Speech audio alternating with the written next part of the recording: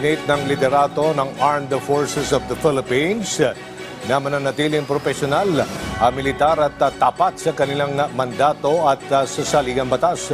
Ay kay AFP Chief General Romeo Browner Jr., trabaho nila ang protektahan ang bansa at ang mga Pilipino.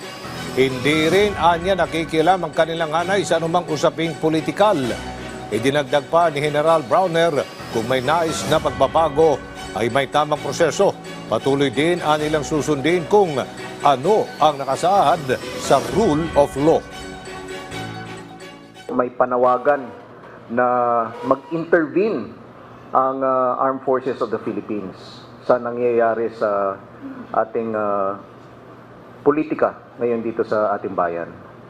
But hindi po natin trabaho yun. We cannot just air our grievances, just really being members of the Armed Forces of the Philippines.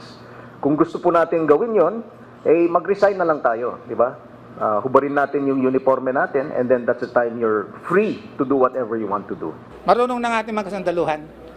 Marunong ng mga kasandaluhan. Hindi na yan sasama. Hindi na nila maiingganyo para sumama sa kanilang personal na dikain. Everybody is in one sync music of being loyal to the Constitution, to our chain of command. There's no such thing as division.